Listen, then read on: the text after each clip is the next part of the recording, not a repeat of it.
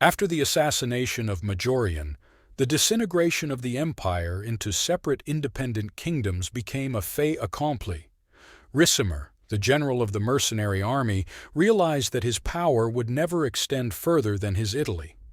Any emperor was a potential danger to him. The barbarian was quite content to rule the richest central province as his own separate kingdom. So for several months Rome lived without a new emperor. When the army's task is reduced from conquering neighboring provinces to defending Italy's borders, maintaining many soldiers is no longer necessary.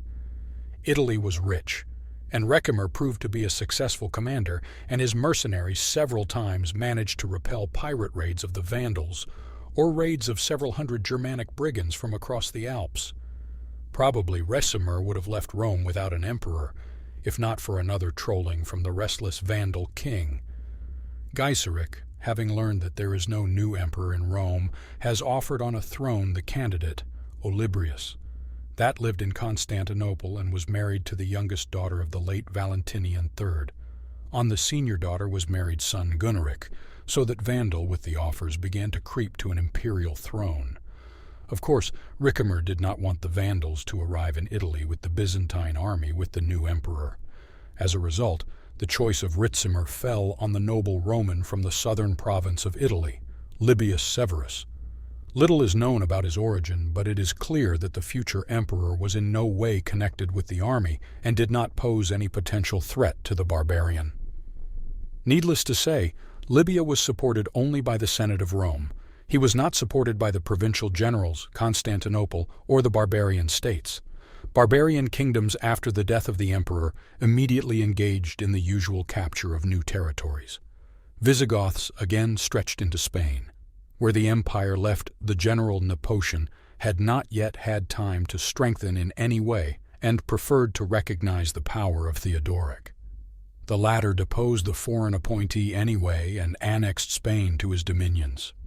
Theodoric made peace with the Suevians, who were badly battered in several campaigns, and left them an independent kingdom in the mountains of Galicia. The Comite Aegidius of Gaul seemed to be in an even worse position than his Spanish counterpart.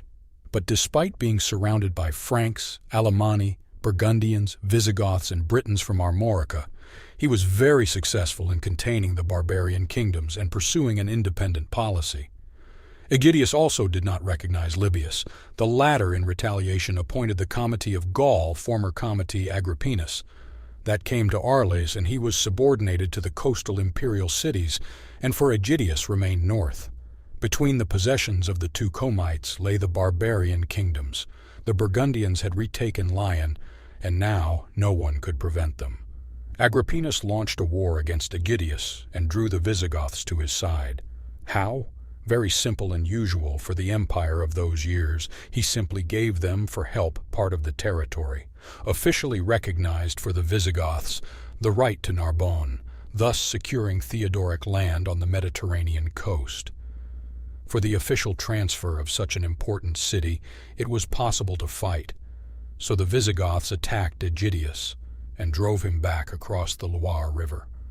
The front again passed through the city of Orleans, and Aegidius gave a decisive battle to the army of the Visigoths. Aegidius was in a difficult position, but he was not the only one who feared the powerful kingdom of the Visigoths. So at Orleans against Friedrich, if you remember this is the brother of Theodoric II, acted not only the local legions, but also the Britons from Armorica, Alans, and Franks. Aegidius's army was heavily reinforced by 12,000 armed migrants from Britain, who had just in these years moved in from an island rapidly descending into chaos. Gathering his allies, Aegidius, at the approach of the Visigoth army, crossed the Loire at Orleans and attacked Friedrich, overturning his army, killing the commander and retreating, securing his independence. Aegidius would die the following year in the midst of a war against the Saxon pirates who were terrorizing the northern coast of his realm. But power over his independent country would not be lost and would pass first to the Comite Paulus and then to Aegidius's son, named Syagrius. Even neighboring Illyria did not submit to Libius Severus.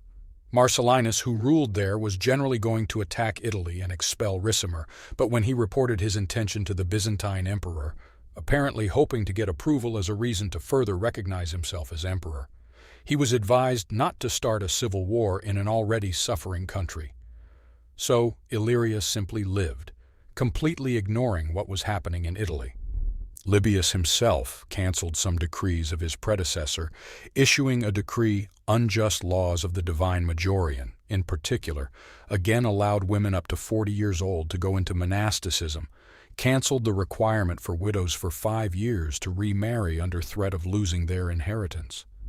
Once by these measures, Majorian tried to restore the birth rate in the empire. Libby secured for the children of colonists the status of colonists, thus securing the peasants to the large landowners. In general, he implemented policies to please the clergy and latifundist senators. 4 years puppet of Ricimer, never recognized by Leo Maquila or any provinces of the empire, not counting a piece of Gaul in Arles, ruled what was left to him, Ricimer. Under him, Italy was plundered every year by the Vandals.